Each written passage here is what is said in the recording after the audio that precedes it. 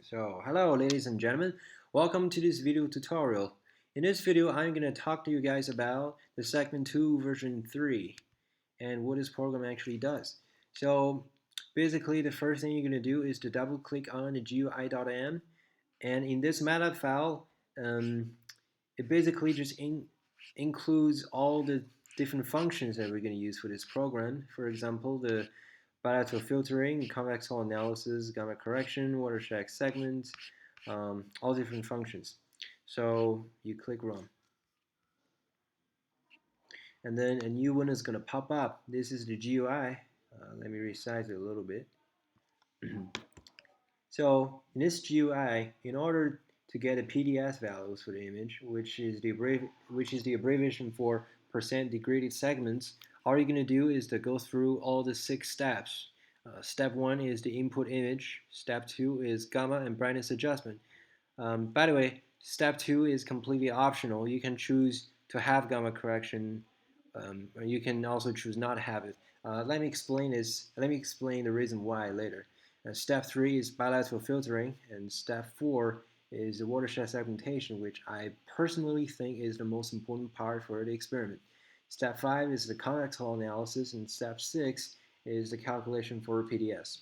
So now let's go through all of them one by one. For step 1, you click on the button Input Image. A new one is going to pop up asking you to get the input image. Here I have the input image named example.cr2. Then let's open it. So lots of things are happening. So the figure 1 pops up because you need to have the ball size. In order to get a ball size, your pointer will automatically change to crosshairs. Then you click zoom in. Then you just keep clicking zoom in on the calibration ball until it's large enough. Oh, this is too large. Okay, and after you're done with that, you drag a circle around the calibration ball. This part is very, very important, so don't forget to drag this circle. And also please remember the circle must precisely fit the size of the calibration ball. This is very important because we need a precise value for ball size. So then you right click on it and choose copy position, then close figure 1. Okay, so now you have 4 numbers. The first and second numbers in this array are the x and y coordinates of the ball. Then the third and fourth values are what we're interested in. So the third value is the horizontal diameter of the calibration ball, and fourth value is the vertical diameter of the ball. So the ball size is just going to be the average of both the horizontal and vertical diameters, which is going to be around 194. So we're good to go. Just choose one somewhere around 194. It doesn't have to be exactly 194. Even 196 will do. Okay. Another thing this button does is that it would automatically separate the original image into 3 different layers: the top layer, middle layer, and bottom layer. And then it would also automatically create another folder named after the input image. And inside this folder, it copies and saves the 3 images into this folder. That's basically about step 1.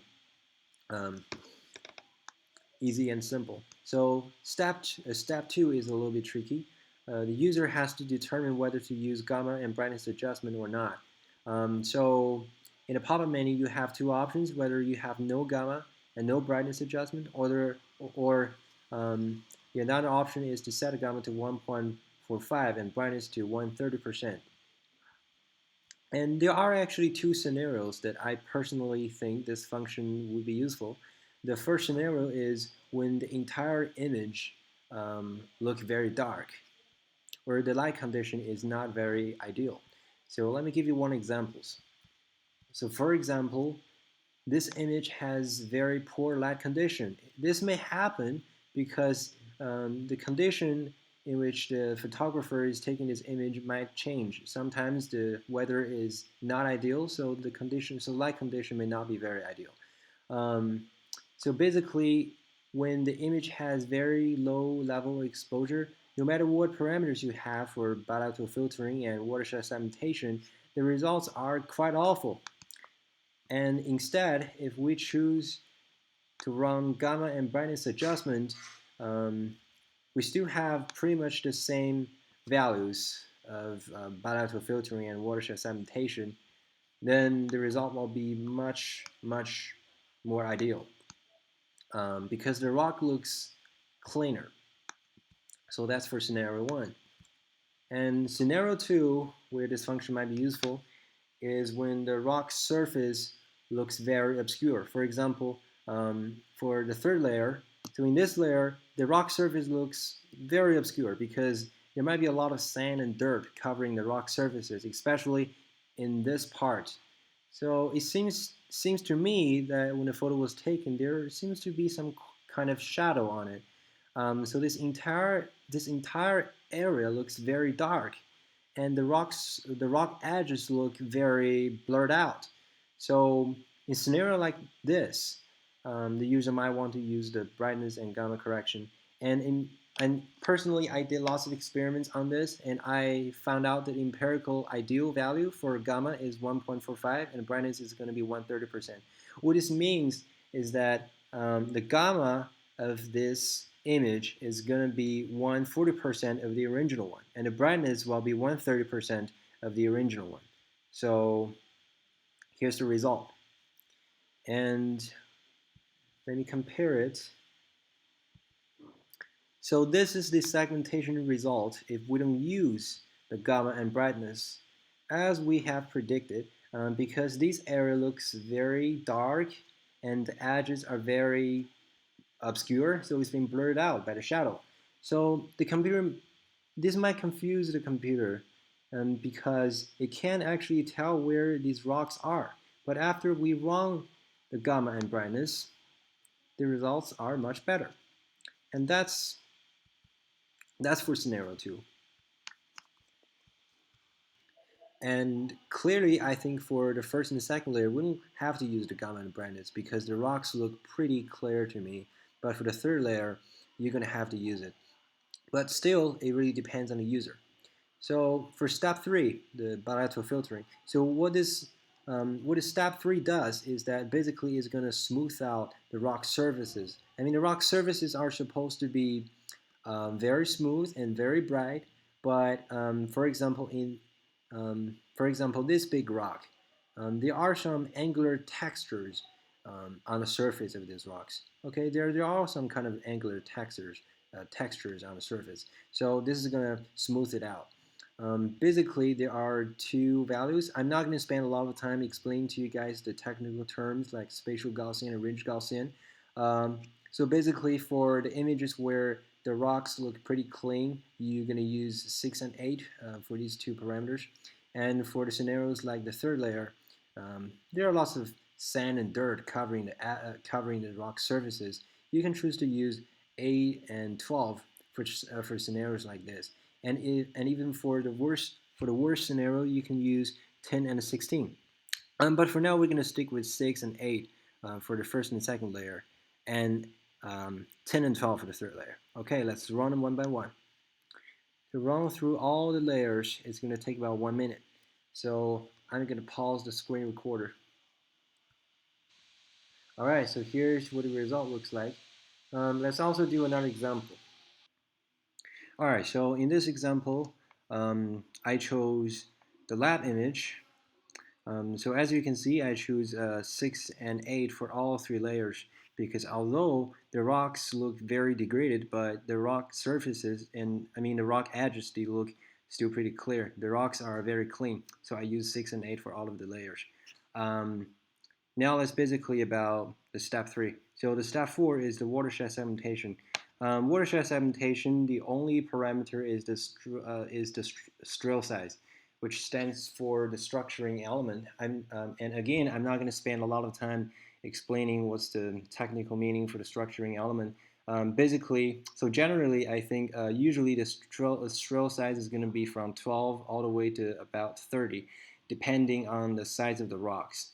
So if the rock size is very small, usually if they're just as small as the calibration ball, you can choose the straw size around 12 if the rock sizes are as big as the calibration ball. For example, um, in the last example, I chose the straw size 1 to be around 14, um, which means that I estimated that the size of the rocks are usually slightly bigger than the size of the calibration ball. That's why I chose 14 or maybe 15. But for this example, the size of the rocks are definitely much, much bigger than the calibration ball. So we can have somewhere around 20. So let's try 20 and see if that works out for it.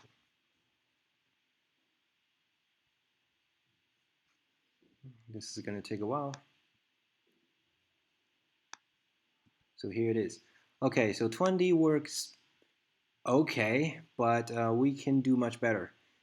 So for example, in this rock, it's been separated into 3 smaller pieces. This one is not very ideal. Let's maybe try 25.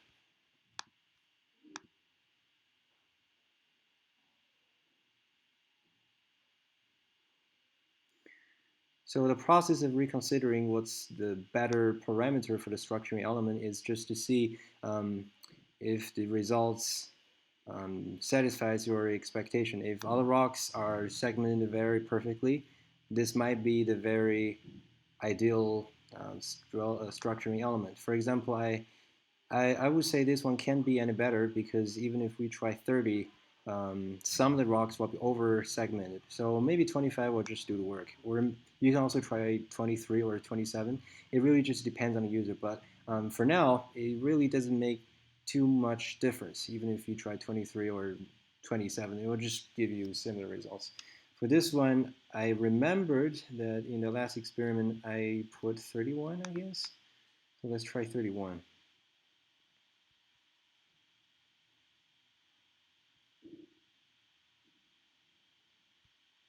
Okay, 31 works just fine because these rocks are just like buried inside the sand and the dirt.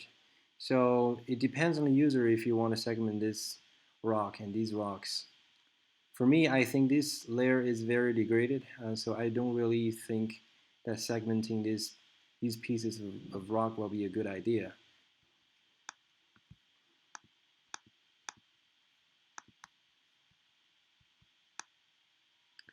And for the third layer, let's try 21.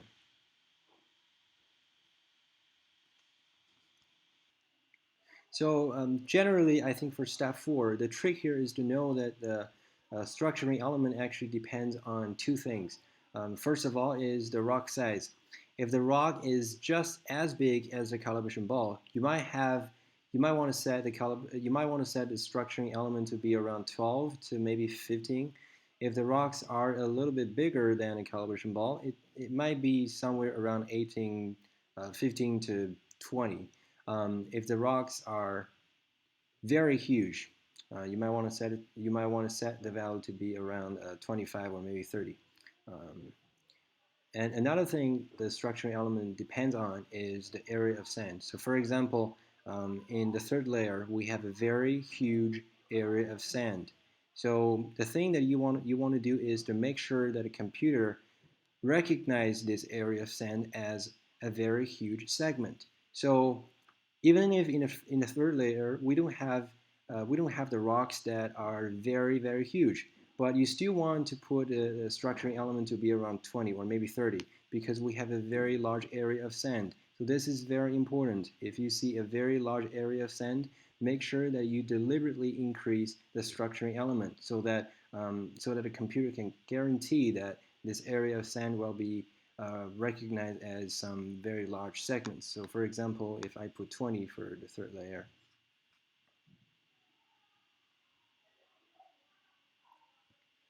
then we have a large segments for the area of sand. And this is exactly what we want to do. All right, so here is another example. In this example, we use 18 as the straw size for all of the 3 layers, and the result looks okay. So this one is for the first layer, and this one is the second layer. and this one is the third layer. So step 4 could be simple if you know all the tricks. Now, after you've done with step 4, here comes the step 5 and step 6. They are relatively very simple. All you're gonna have to do is to use the pop-up menu to choose which layer on which you want to run the convex hull analysis. You choose the top layer and click Run Convex Hull.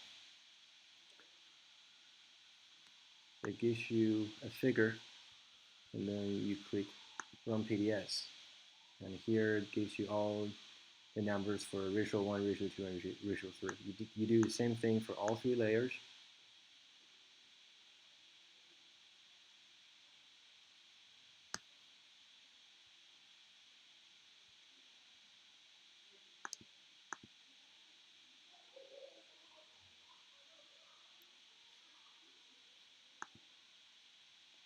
And this is how you get the PDS.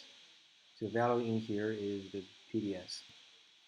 So thank you for watching this video tutorial.